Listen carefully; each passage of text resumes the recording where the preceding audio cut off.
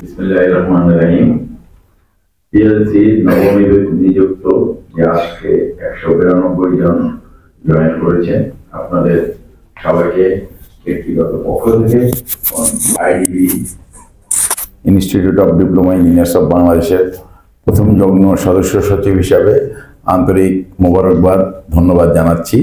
পাশাপাশি এটা বলতে চাই, আজকে এই অনুষ্ঠানে যে প্রধান অতিথি আমাদের আইডিবির শ্রদ্ধাভাজন সভাপতি কবির ভাই এবং সাধারণ সম্পাদক শাকওয়াত ভাই সহ আইডিবির অন্তর্বর্তী কমিটির সকলকে ব্যক্তিগত পক্ষ থেকে আরেকবার ধন্যবাদ জানিয়ে এটুকু বক্তব্য দেবে ওনারা। শুধু এটুকু বলতে চাই, আপনাদের আজকে যেভাবে আপনারা নিয়োগপ্রাপ্ত হয়েছেন, এটা একটা সেবামূলক প্রতিষ্ঠান।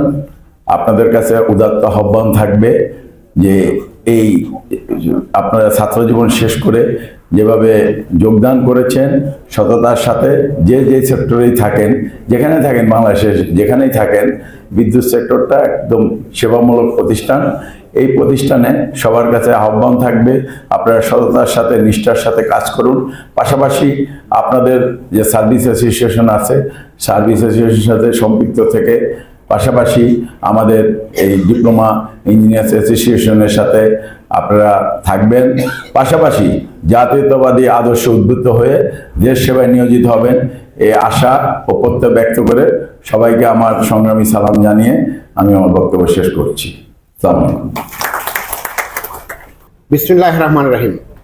সম্বর্ধনা অনুষ্ঠানের সম্মানিত সভাপতি, মঞ্চবিষ্ট আইডিবির নেতৃবৃন্দ, সমবেত সুধীবৃন্দ, আসসালামু আলাইকুম। 1970 সালে সময়ের কারণেই ইনস্টিটিউশন অফ ডিপ্লোমা ইঞ্জিনিয়ার্স প্রতিষ্ঠা লাভ করেছে। পূর্বে যারা নেতৃত্ব দিয়েছেন তারা বিভিন্ন জায়গায় তারা আটকেছেন, তখনই উপলব্ধি করেছেন যে আমাদের সংগঠিত হওয়ার বিকল্প নেই। সেই নিরিখে একসময় তারা শহীদ রাষ্ট্রপতি জিয়াউর রহমানের কাছ থেকে উপসহকারী প্রকৌশলী ডিগ্রি আদায় করেছেন। পরবর্তীতে তারা 1994 সালে দেশনেত্রী বেগম খালেদা জিয়ার কাছ থেকে দ্বিতীয় শ্রেণীর পদমর্যাদা আদায় করেছেন। এই ভবনের জন্য নিজস্ব জায়গা আদায় করেছেন, বিভিন্ন সময়ে এই সুন্দর অট্টালিকা। সুতরাং আইডিবির ভূমিকা সম্বন্ধে আপনাদেরকে সামান্য বললাম, সেই কারণেই আপনারা উপলব্ধি করতে পারেন সংগঠিত শক্তির বিকল্প কিছু আছে কিনা। প্রিয় ভাইয়েরা, আজকে আপনারা বলছেন যে আমরা থেকেছি, সেই জন্য আপনাদের ব্যবস্থা করেছে আইডিবি। শুধু আইডিবি আপনাদের সুসময়ে থাকার ব্যবস্থা করে নাই, যারা দুঃসময়ে দিনাতিপাত করছে। আমরা যখন আইডিবির দায়িত্ব নেওয়ার পরে জানতে পারি যে আমার ভাইয়েরা 51টা পলিটেকনিকে 51 মাস ধরে তারা কোনো বেতন পায় না, অনাহারে অর্ধাহারে তাদের জীবন কাটায়, তেমনি একটা মুহূর্তে তারা যখন আন্দোলনে ধাবিত হয়, তারা যখন ডিজির কার্যালয়ের সামনে ঘেরাও কর্মসূচি দেয়, তখন তারা যখন এসে বলে যে আমাদেরকে জায়গা দেন, 300 প্রকৌশলীর আমরা থাকব, তখন আমাদেরকে চিন্তা করতে হয় 300 প্রকৌশলীকে আমরা কোথায় জায়গা দিব। তারা বলল যে আমরা ফ্লোরিং করব। ফ্লোরিং করার ব্যবস্থা করা হলো। তারপরে তাদের মহিলারা আন্দোলনকারীরা বলল আমাদের 3টা রুম লাগবে, 3টা রুম দেওয়া হলো। সকালে বের হয়, ডিজি মহোদয়ের রুমের সামনে গিয়ে তারা আন্দোলন করে এমনি 1, 2, 3, 10 দিন যখন গেল, তারা কোনো কুল কিনারা পায় না।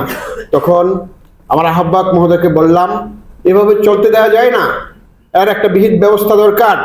তখন আমরা 2 জন ছুটে গেলাম ডিজির অফিসের সামনে তাদের আন্দোলন একাত্মতা প্রকাশ করার জন্য। ডিজিকে চাপ সৃষ্টি করলাম, সেইভাবে আমাদের সেটা একটা সুরা হবে। তার পরক্ষণে যখন আমরা জানলাম পিছিয়ে তাদের 3000-এর অধিক প্রকৌশলীর চাকরি দিচ্ছে না, তারা ভাইবা নিয়েছে, তারপরে ইন্টারভিউ নিয়েছে, সবই তাদের সম্পন্ন হয়েছে, রেজাল্ট আটকে রেখেছে। মাত্র 12% কারিগরি শিক্ষায় শিক্ষক দিয়ে কারিগরি শিক্ষার কোনো উন্নতি লাভ হবে কিনা সেটা আমাদের বোধগম্য নয়।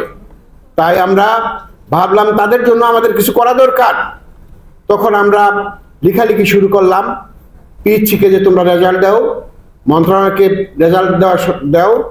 তখন আল্লাহর অশেষ রহমতে 3000-এর অধিক প্রকৌশলী চাকরির প্রক্রিয়াধীন। ইতিমধ্যে তারা যোগদানেরও আশ্বস্ত হয়েছে। ইনস্টিটিউশন অফ ডিপ্লোমা ইঞ্জিনিয়ার বাংলাদেশের অন্তর্বর্তীকালীন কমিটির সদস্য সচিব সহ মঞ্চে উপবিষ্ট কেন্দ্রীয় নেতৃবৃন্দ এবং আমার সামনে উপবিষ্ট পিজিসিবি পিএলসির সর্বস্তরের এসএ বৃন্দ এবং সাংবাদিকবৃন্দ, সকলকে ধন্যবাদ। আপনারা 325 জনের মধ্যে 200 জন নিয়োগের জন্য ডাক পেয়েছেন, 192 জন জয়েন করেছেন, আর 125 জন এখনো ডাক পান নাই, 8 জন আসেন নাই। তো আমার বিশ্বাস, একটু আগে বলে গেলেন তামান্না ভাই, যে আপনাদের আরও নিয়োগ হবে এবং নিয়োগ হলেই আমরা আমাদের অবস্থান সুদৃঢ় করতে পারবো।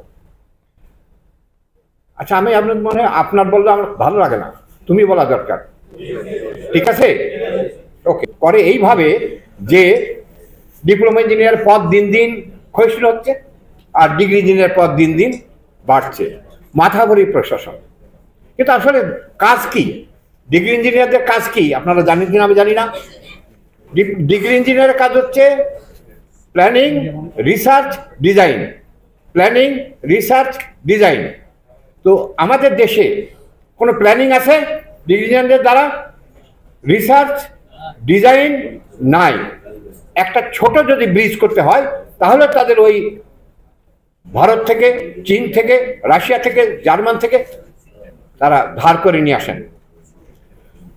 দেশের পা ফাটা মানুষের যারা ট্যাক্স দেয় সেই সব মানুষের ট্যাক্সের টাকা দিয়ে 25 থেকে 32 লক্ষ টাকা খরচ করা হয় একজন ডিগ্রি ইঞ্জিনিয়ারের জন্য। তারা এখানে কেরানির কাজ করছেন অলমোস্ট অল।